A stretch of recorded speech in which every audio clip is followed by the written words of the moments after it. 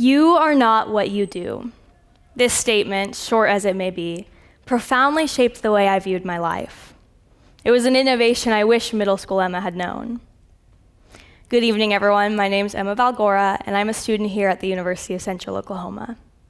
For many years of my life, I believed my worth in life was tied to my achievements in life, the grades I earned, the goals I reached, the accolades I collected. I believed if I wasn't doing, I wasn't living.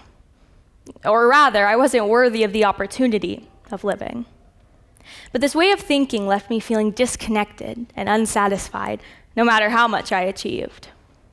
Today I'm here because I want to challenge a belief many of us carry, and may not even know we carry, that our worth and our purpose in life is tied to what we do in life. Instead, I believe life is about living meaningfully, beyond the checklists and accomplishments. My goal tonight is to share how we can break free from the pressure that lies in an achievement-based identity. At the core of this conversation is a simple but profound innovation. You see, some people live their lives without ever fully living. It took me years to learn that when we measure our life by our achievements, we rob ourselves of the joy and the fulfillment that come from simply experiencing life. I want to start by taking a step back to acknowledge the reality so many of us today are living in. I want you all to close your eyes and imagine what you see when you first step onto a college campus. On the surface, you'll see groups of students chatting, laptop screens glowing in libraries, different organizations promoting their events.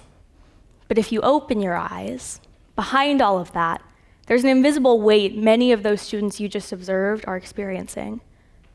The truth is, young people today are experiencing a mental health crisis unlike anything we've seen before. The statistics don't lie.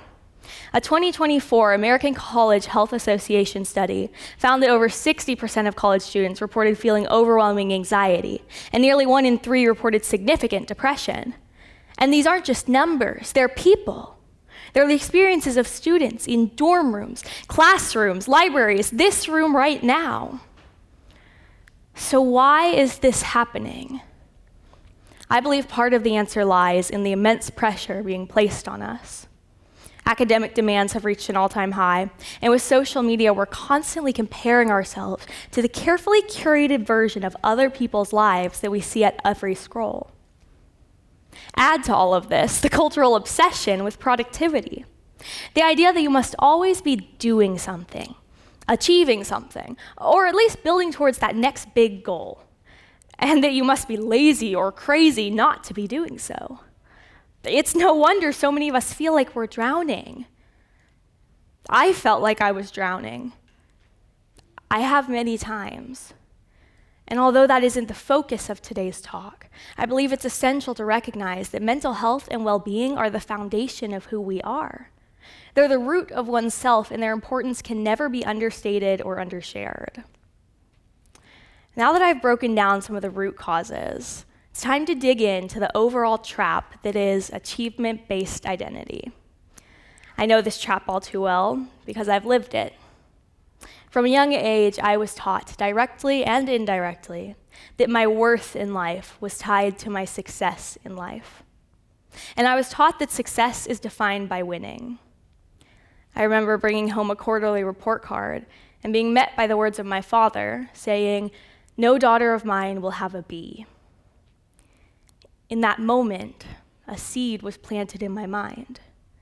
My accomplishments were celebrated, and anything less was either ignored or criticized. Over time, that seed grew and spun into a dangerous narrative. If I wasn't achieving, I wasn't enough. That seed took root, and as I grew older, so did its hold on me. I began valuing my worth solely through external validation. The grades, awards, positive feedback, really any physical proof that I was successful. And this mindset, it didn't just shape my thoughts, it shaped my actions. I became terrified of failure. I grew up believing that I wasn't enough and that no achievement ever would be. I grew up afraid to dream because I was even more afraid of the failure that would come if I couldn't reach that dream. I still am. But this isn't just my story. Achievement-based identity is reinforced everywhere we look in society. We celebrate straight-A students, but rarely pause to ask them if they're truly happy. We glorify those who hustle and overwork in their career fields, applauding their productivity while failing to acknowledge the toll it takes on their health. And social media doesn't help this either. It amplifies this culture, showcasing constant highlight reels of success and beauty, and reinforcing the idea that your worth and your success is tied to your number of likes and comments. It took me years to realize that when we define our joy by our achievements, it's a recipe for burnout, anxiety, and a persistent sense of inadequacy. I felt this firsthand, because even when I did succeed, the satisfaction was fleeting. I couldn't stop to be happy or proud because I was already focused on that next hurdle, that next proof of my worth. It was an exhausting cycle, one that wasn't sustainable and certainly not fulfilling. It's a trap so many of us fall into without recognizing the damage it's doing to our mental and emotional well-being. So that brings forward the question, how do we break free from an identity we've subconsciously built? It starts by redefining how we see ourselves. We need to separate who we are from what we do. The key way I was able to start this was through positive affirmations and question-based journaling. Questions who led me to think about who I am versus who I wanted to become. I also took several personality tests and strengths and weaknesses tests to be able to hone in on some of the traits and qualities I possessed that I was proud of. I discovered traits such as loyal, honest, dependable, all traits I had never stopped to be acknowledged or to be happy about whilst focusing on pushing through and finishing that next task. When you get to know yourself and all that you have to bring to the table, it's much easier to find joy in who you are and in the traits that we each possess and uniquely use. Living meaningfully isn't about checking off boxes and completing that next task, although for my fellow Type A planners, I know that may be considered fun. It's about being present in our lives. It's in the conversations we have, the memories we make, and the joy we choose to find in the simple things, like stepping on crunchy leaves or taking a sip of hot chocolate when it's really cold outside. When you take a step back and stop rushing towards that next goal and start savoring the here and now, life becomes more fulfilling, and those little moments build up to become what matter. Now, I do want to take a second to acknowledge that this talk isn't about discouraging anyone from reaching for new heights or celebrating their achievements. Those moments in life, breaking boundaries, pushing the barriers, trying new things, those are some of the greatest joys in life. They're some of my greatest joys in life. But my message today is this: those accomplishments cannot be the sole focus of one's identity. Achieving and doing should not define the ultimate joy found in life. Instead, the true joy should come from simply existing, embracing who you are as a human being. The power of presence can be transformative. I learned that if you stop viewing yourself as a project to fix or a resume to build, and instead love yourself as an imperfect, valuable, and whole human being, you begin to see that your worth isn't something you have to earn. It's something you have, and it's something you should value. The key way I was able to begin valuing my own worth was when I surrounded myself with resources and with people who could see and value that worth from a mile away. People who poured into my cup when it was empty. People who bought me my favorite flowers at the store because they thought of me when they saw them. People who answer my phone calls 5 times a day, even if it's just to talk while walking. People who loved my laugh, loved my smile, loved the things about myself I still needed to learn to love. Those people are the ones who made me realize that purpose is found in connection and in community. Connection with others has become what my life is all about. That's because I realized that your friends, family, teachers, coworkers, anyone around you right now could be feeling the exact same feelings that you've once felt.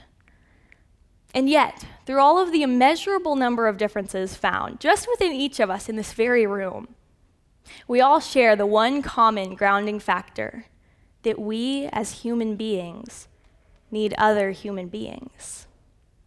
We need to be loved and supported. And beyond that, I've learned that we need to speak up when we aren't being loved and supported.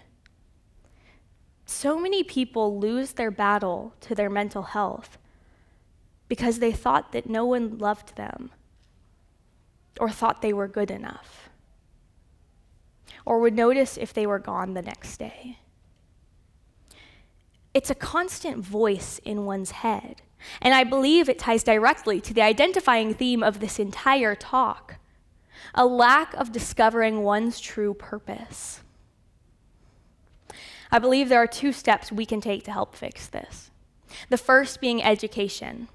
If our nation began including social emotional learning skills and mental health education into K through 12 curriculum, our children would grow up knowing the different resources and people that they have to turn to. They would grow up learning that they are enough. The second way I believe we fight this is by being there for each other. Community. Checking in on your classmates, or starting a conversation with that one neighbor the next time you see them. Strive to be the person who makes other people feel seen and known and loved. Even if starting those conversations may feel a bit awkward at first, I promise you, one compliment, one conversation can change someone's day. It can change their life in some instances. Because you have the power to do that. And you can do that through your words and through your actions. Something many people may not stop to think about is that there's a strength found in vulnerability. There is immense strength found in something that the world has defined as weakness. And I believe that strength is meant to be used and shared in hopes of helping others feel less alone. So to anyone who's ever felt like they had to do more, be more, achieve more to be enough, today is for you. Because you are not what you do. You never have been. Your worth in life is not found in your GPA, your job, your title, your social media following. It's found in the way you live, the kindness you show, the memories you make, and the moments you choose to embrace. Life isn't meant to be a race, and it's not meant to be won. It's meant to be lived. Some wise words my therapist told me that actually inspired this whole talk were the following. If you were to die tomorrow, what would you want your friends and family to say about you at your funeral? Would you want them to share what your major was? Or what your biggest accomplishment was? Or about the red ribbon you won in 7th grade? Or would you want them to share that you were a compassionate person? You were loving. You were kind, thoughtful, funny, intelligent. You would want your friends and your family to know you and to love you for the person you were, not the things you were. So I urge you, stop measuring your value by what you're able to do or be in this life, and instead, start focusing on what truly matters. Being present, being compassionate to everyone around you, and being with the people you love. Doing this changed my life. Thank you.